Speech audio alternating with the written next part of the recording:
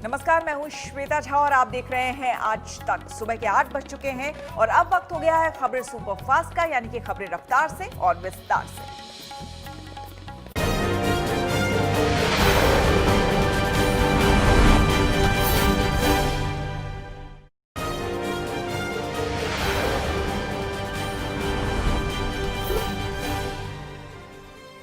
हाथरस में बेटी के साथ हुए गैंगरेप को लेकर देश भर में गुस्सा है।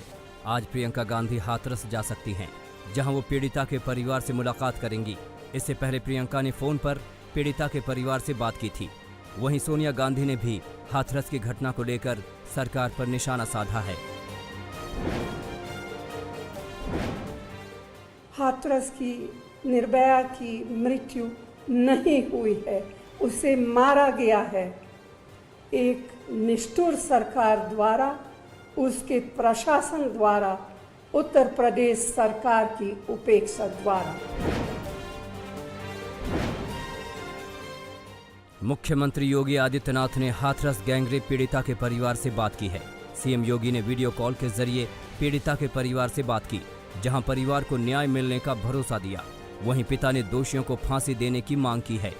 योगी आदित्यनाथ ने हाथरस गैंगरेप पीड़िता के परिवार को 25 लाख की सहायता राशि देने का ऐलान किया। सीएम योगी ने कहा कि परिवार के एक सदस्य को नौकरी दी जाएगी। सरकार परिवार को एक घर भी आवंटित करेगी।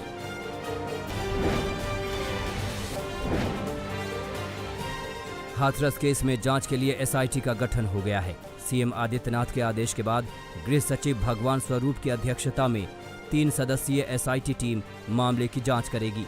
टीम हाथरस पहुंच गई है, जहां आज से वो पूरे मामले की पड़ताल करेगी। एसआईटी को 7 दिन के अंदर रिपोर्ट देने का आदेश दिया गया है। वहीं केस फास्ट ट्रैक कोर्ट में चलने का आदेश है।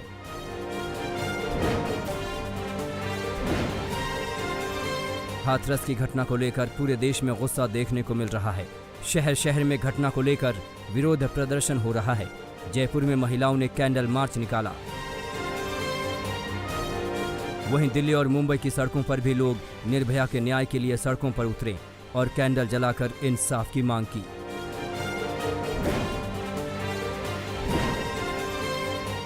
लखनऊ में समाजवादी पार्टी के कार्यकर्ताओं ने योगी आदित्यनाथ का पुतला फूंका और निर्भया को इंसाफ देने की मांग की। दिल्ली और कोलकाता में लेफ्ट के कार्यकर्ता सड़कों पर उतरे। वहीं वाराणसी में प्रदर्शन के दौरान कांग्रेस कार्यकर्ताओं की पुलिस के साथ तीखी झड़प हुई।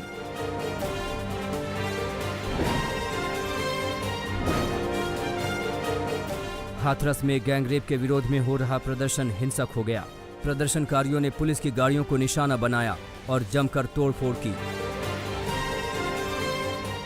वहीं सहारनपुर में प्रदर्शन कर रहे लोगों को पुलिस ने रोक लिया।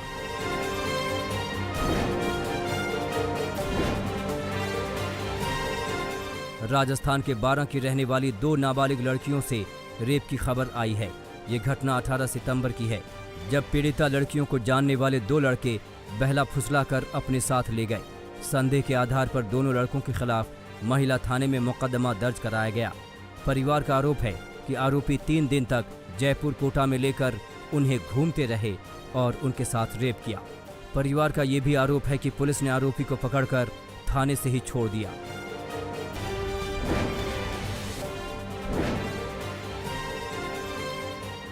बारह की 2 नाबालिग लड़कियों के रेप के परिवार के आरोप पर पुलिस ने अलग ही दावा किया है।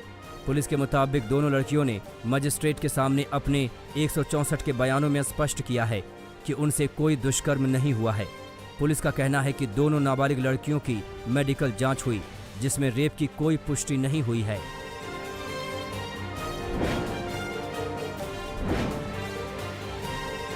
राजस्थान के ही अजमेर के रामगंज थाना इलाके में एक महिला के साथ रेप का मामला सामने आया है। पीड़िता ने मुकदमा दर्ज कराकर उचित कार्रवाई की मांग की है। पीड़िता के मुताबिक रामगंज थाना क्षेत्र का एक शख्स उसे जबरन दोस्तों के साथ खेतों में ले गया और उसके साथ गलत काम किया। इस मामले में पुलिस ने मुकदमा दर्ज करते हुए तफ्तीश शुरू कर दी है। मामले की जांच अजमेर दक्षिण उपाधीक्षक मुकेश सोनी कर रहे हैं।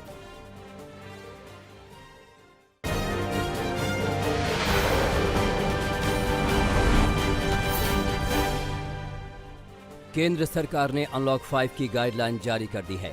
इसके तहत राज्य सरकारों को स्कूल और कोचिंग संस्थान 15 अक्टूबर से खोलने पर फैसला लेने का अधिकार दिया गया है। हालांकि केंद्र ने सलाह दी है कि ऑनलाइन पढ़ाई को बढ़ावा दिया जाए। राज्य सरकारें चरणबद्ध तरीके से स्कूल खोलने पर विचार कर सकती हैं और इसके लिए अलग से गाइडलाइन जारी की जाएंगी। कॉलेज खोलने पर बाद में विचार किया जाएगा, जबकि पोस्ट ग्रेजुएट और रिसर्च स्तर के शैक्षणिक संस्थानों को भी 15 अक्टूबर से कोरोना बचाव की गाइडलाइन के साथ खोलने की इजाजत होगी। अनलॉक 5 के तहत सिनेमाघर और मल्टीप्लेक्स भी 15 अक्टूबर से खोलने की इजाजत होगी, लेकिन शर्त 50% क्षमता के साथ। इसके अलावा एक वक्त में 200 से ज्यादा लोगों को इकट्ठा होने की इजाजत नहीं है। स्विमिंग पूल भी खिलाड़ियों के प्रशिक्षण के मकसद से खोले जा सकते हैं। साथ ही एंटरटेनमेंट पार्क भी 15 अक्टूबर से खोलने की सशर्त इजाजत होगी। इसके अलावा 15 अक्टूबर से सामाजिक धार्मिक कार्यक्रमों में 100 लोगों की शर्त में ढील दी जा सकती है। कंटेनमेंट जोन में देश भर में 31 अक्टूबर तक लॉकडाउन लागू रहेगा। महाराष्ट्र में कोरोना संक्रमण का ग्राफ अनिश्चित तरीके से बढ़ रहा है। राज्य में बीते 24 घंटे में 18,000 से ज्यादा नए केस आए हैं, जबकि पिछले दिनों नए केस की संख्या 13 से 14,000 के आसपास थी। वहीं 24 घंटे में महाराष्ट्र में 481 कोरोना मरीजों ने दम तोड़ दिया। राज्य में एक्टिव कोरोना केस की संख्या 2.5 लाख के करीब है। दिल्ली में कोरोना ग्राफ में तेजी बरकरार है। 24 घंटे में राजधानी में कोरोना के 3,390 मामले सामने आए।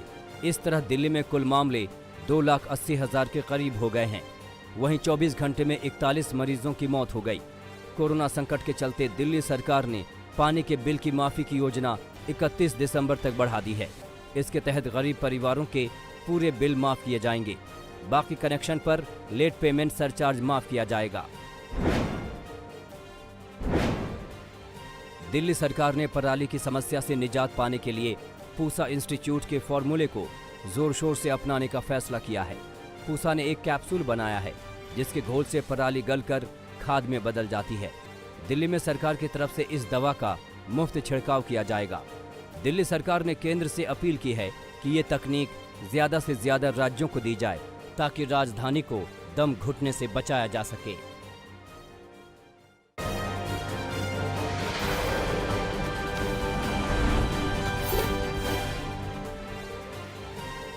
अट्ठाईस साल पुराने बाबरी मस्जिद विध्वंस मामले में सभी आरोपियों को बरी कर दिया गया है। सीबीआई की विशेष अदालत के फैसले में कहा गया कि आडवाणी जोशी समेत सभी 32 आरोपियों के खिलाफ साजिश के सबूत नहीं मिले, लिहाजा मस्जिद गिराना पूर्व नियोजित नहीं माना जा सकता। फैसले के बाद लालकृष्ण आडवाणी ने लड्डू बांटे और जय श्री राम का नारा लगाया। आज के अवसर के लिए जय श्री राम, जय श्री राम। बाबरी विध्वंस मामले में कोर्ट के फैसले से देश भर में बीजेपी कार्यकर्ताओं ने खुशी मनाई। बीजेपी नेता इस फैसले को सच्चाई की जीत बता रहे हैं। हालांकि बाबरी मस्जिद मामले से जुड़े लोगों ने कोर्ट के फैसले पर सवाल उठाए हैं। असदुद्दीन ओवैसी ने फैसले के दिन को भारत के लिए काला दिन कहा और सवाल पूछा कि मस्जिद साजिशन नहीं गिराई गई तो क्या जादू से गिरी। जफरयाब जिलानी ने भी मांग की है कि जांच एजेंसियों को ऊंची अदालत में अपील करनी चाहिए। पीएम मोदी ने बुधवार को सोमनाथ ट्रस्ट के साथ एक बैठक की। वीडियो कॉन्फ्रेंसिंग के जरिए हुई इस बैठक में पीएम मोदी ने कोरोना दौर में दर्शनों के लिए तकनीक के इस्तेमाल और जरूरतमंदों की मदद के कामों के लिए ट्रस्ट की सराहना की। बिहार चुनाव को लेकर बीजेपी ने मंथन शुरू कर दिया है। दिल्ली में जेपी नड्डा के घर हुई बैठक में सीटों को लेकर चर्चा की गई। इस बैठक में अमित शाह और महाराष्ट्र के पूर्व सीएम देवेंद्र फडणवीस भी मौजूद रहे। हालांकि बीजेपी के सहयोगियों जेडीयू और एलजेपी में तनातनी बनी हुई है। जेडीयू की तरफ से बयान दिया गया है कि एलजेपी का गठबंधन सिर्फ बीजेपी के साथ है। वहीं चिराग पासवान ने अपने कार्यकर्ताओं से मुलाकात की, लेकिन गठबंधन को लेकर अभी तक पार्टी का रुख साफ नहीं किया है। बिहार चुनाव में सीटों को लेकर महागठबंधन में भी पेंच फंसा है। कांग्रेस अपनी 80 सीटों की मांग से पीछे हटकर 75 तक आ गई है, लेकिन आरजेडी उसे 58 से ज्यादा सीट देने को तैयार नहीं है। तेजस्वी ने कांग्रेस को वाल्मीकि नगर लोकसभा सीट भी देने का प्रस्ताव रखा है, जहां पर विधानसभा चुनाव के साथ उपचुनाव होने हैं, लेकिन कांग्रेस ने तेजस्वी यादव के इस ऑफर को सिरे से खारिज कर दिया है। हालात देखते हुए ये संभावना भी दिख रही है कि मांझी और कुशवाहा की तरह कांग्रेस भी महागठबंधन से किनारा कर ले। हालात पर चर्चा करने के लिए कांग्रेस आलाकमान ने बिहार के दिग्गजों को दिल्ली तलब किया है। किसान कानून को लेकर कोहराम जारी है। जालंधर में विरोध प्रदर्शन के दौरान बीजेपी सांसद हंसराज हंस का घेराव किया गया। वहीं अमृतसर में किसानों ने रेल रोककर नए कानूनों का विरोध किया। अंबाला में प्रदर्शनकारी किसानों ने सड़क जाम कर दी। आंदोलन में लोक गायक भी किसानों का साथ देने उतर रहे हैं। कृषि कानूनों के मुद्दे पर राहुल गांधी पंजाब में किसानों के बीच जाने की तैयारी में हैं। राहुल केंद्र सरकार के खिलाफ अपने आंदोलन की शुरुआत फतेहगढ़ साहिब से करेंगे। 2 अक्टूबर को उनका ट्रैक्टर रोड शो होगा। इसके बाद 3 अक्टूबर को राहुल संगरूर से पटियाला तक प्रदर्शन करेंगे और 4 अक्टूबर को राहुल का रोड शो पटियाला से शुरू होकर हरियाणा सीमा तक जाएगा।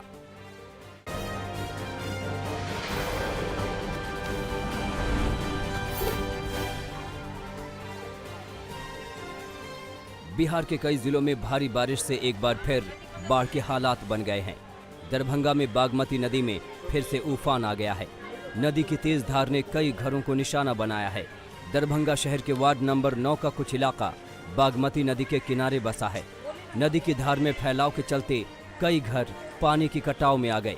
कई पक्के मकान भी पूरी तरह ध्वस्त हो गए, तो कई घर के नीचे की जमीन धसकने लगी है। लोग अपने घरों को छोड़े जाने को मजबूर हो गए हैं। बाढ़ पीड़ितों ने राज्य से मुआवजे की मांग की है। मांग पूरी नहीं होने पर लोग चुनाव के बहिष्कार की चेतावनी दे रहे हैं। छपरा में बाढ़ पीड़ितों ने मदद नहीं मिलने का आरोप लगाते हुए हंगामा खड़ा कर दिया। लोगों का आरोप है कि अधिकारी सहायता राशि के नाम पर रिश्वत लेकर बंदरबांट कर रहे हैं और जरूरतमंद लोग अभी भी दाने दाने को मोहताज हैं। अफसरों से मुलाकात नहीं होने पर गुस्साए लोगों ने हाईवे पर जाम लगा दिया। लोगों का ज्यादा गुस्सा इस बात पर है कि उन्हें अभी तक पहली बाढ़ का मुआवजा नहीं मिला और दूसरी बाढ़ ने भी उन्हें तबाह करना शुरू कर दिया।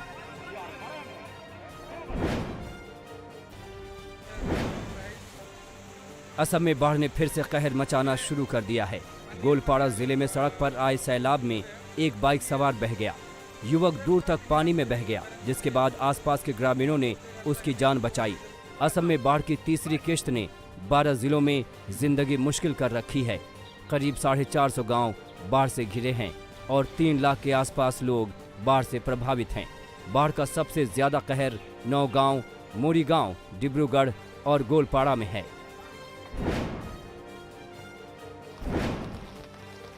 ओडिशा में बीते कुछ दिनों से रह रहकर तेज फुहारें पड़ रही हैं।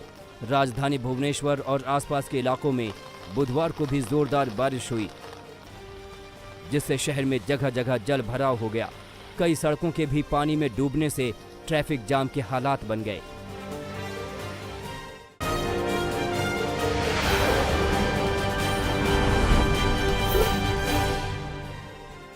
आजमगढ़ में दबंगों ने एक घर में घुसकर नाबालिग का अपहरण कर लिया।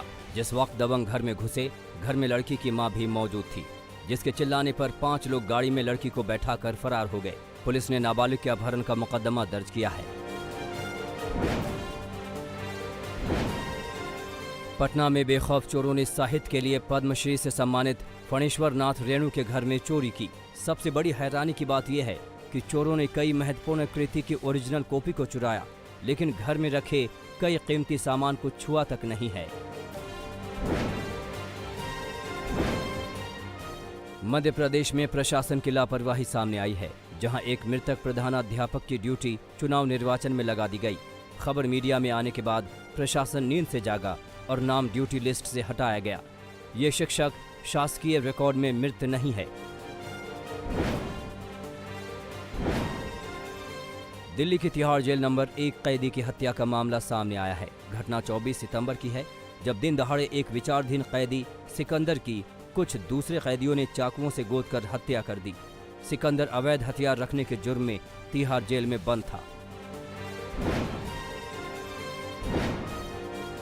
जालंधर में 17 साल के लड़के की हत्या के 24 घंटे के भीतर पुलिस ने मामले का पर्दाफाश किया।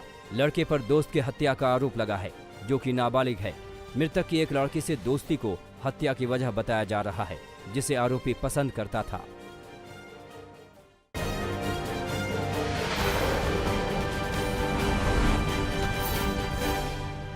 ग्रेटर नोएडा में लड़कियों को ब्लैकमेल करने के मामले में पुलिस ने एक शख्स को गिरफ्तार किया है। ये शख्स सोशल मीडिया के जरिए लड़कियों को फंसाता था, जिसके बाद अश्लील चैट और फोटो वायरल करने की धमकी देता था। पुलिस ने आरोपी के पास से 25 सिम और 7 फोन बरामद किए हैं। गुरुग्राम क्राइम ब्रांच ने ब्लाइंड मर्डर केस में 2 हत्या के आरोपियों को गिरफ्तार किया है। आरोप है कि 15 सितंबर की रात दोनों बदमाशों की एक शख्स से बहस हो गई, जिसके बाद उन्होंने उस शख्स को पीट कर मार डाला, जिसके बाद पुलिस पिछले कई दिनों से आरोपियों की तलाश कर रही थी। सूरत पुलिस ने एक ड्रग्स कारोबार के रैकेट का भंडाफोड़ किया है, जहां करीब 1.5 करोड़ का ड्रग बरामद हुआ है। शहर के 3 अलग अलग इलाकों में हुई छापेमारी के दौरान पुलिस ने इस कारोबार से 3 लोगों को गिरफ्तार किया है। सूरत में पकड़े गए इस ड्रग्स रैकेट के तार मुंबई से जुड़े होने का खुलासा भी हुआ है। इंदौर में अज्ञात बदमाश महिला के गले से चेन छीनकर फरार हो गए। बदमाशों ने पहले महिला से बातचीत करने की कोशिश की। जब महिला को शक हुआ तो वो चैन छीनकर फरार हो गए। पूरी घटना सीसीटीवी में कैद हो गई।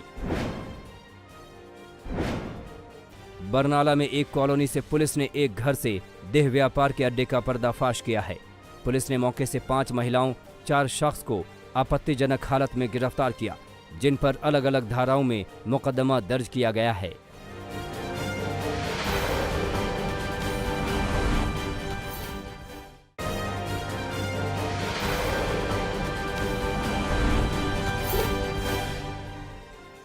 अमेरिकी राष्ट्रपति चुनाव 2020 को लेकर राष्ट्रपति डोनाल्ड ट्रंप और डेमोक्रेटिक पार्टी के उम्मीदवार जो बाइडेन के बीच पहली प्रेसिडेंशियल डिबेट के दौरान जुबानी जंग तेज हो गई। एक सवाल के दौरान जो बाइडेन ने ट्रंप को कहा, शट अप मैन।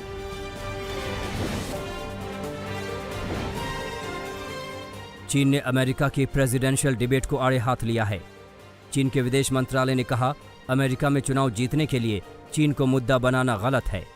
कहा, अमेरिका के लगाए आरोप बेबुनियाद साबित हुए हैं।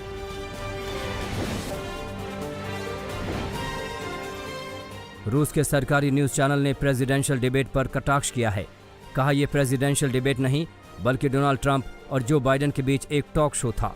दोनों उम्मीदवारों की बातचीत बेनतीजा रही, सिर्फ एक दूसरे का अपमान करते रहे।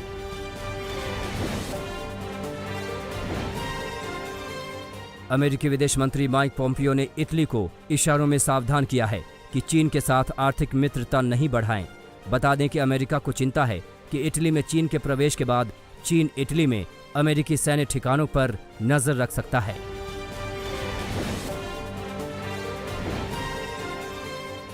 आर्मेनिया ने टर्की पर उसके फाइटर प्लेन सुखोई 25 को मार गिराने का सबूत देते हुए तस्वीर जारी की।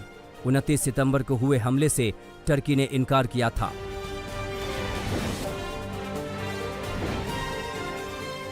बेल्जियम में संसदीय चुनाव के 16 महीने बाद नई सरकार बनने जा रही है।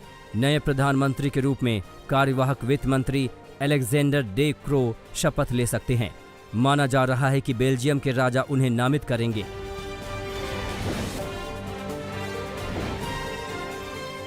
भ्रष्टाचार के मामलों में फंसे पाकिस्तान के पूर्व प्रधानमंत्री नवाज शरीफ को लंदन से वापस लाने की तैयारियां तेज हुईं।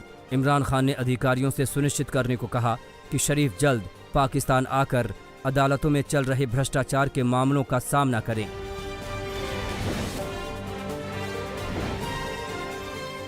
दुनिया भर में कोरोना का कहर जारी है। पूरी दुनिया में कोरोना से अब तक 3 करोड़ 38 लाख से ज्यादा मामले दर्ज किए गए हैं।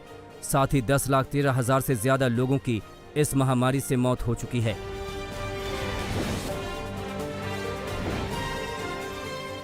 कोलंबिया की नौसेना ने बीच समुद्र में फंसे 94 हैती प्रवासियों को बचाया।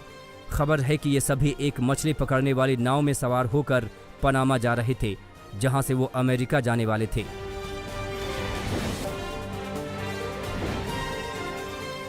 चीन के राष्ट्रपति शी जिनपिंग ने बीजिंग में मार्टर्स डे पर हुए एक समारोह में हिस्सा लिया। इस दौरान चीनी राष्ट्रपति और पोलित ब्यूरो के सदस्यों ने तियानमेन स्क्वायर में चीन के महापुरुषों को श्रद्धांजलि दी। बता दें, हर साल 30 सितंबर को चीन शहीद दिवस के तौर पर मनाता है।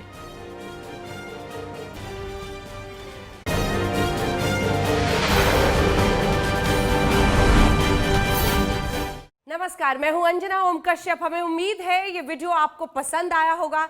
लेटेस्ट खबरों के लिए यूं ही देखते रहिए आज तक, और इस वीडियो के पसंद आने पर लाइक, शेयर एंड सब्सक्राइब करना ना भूलें।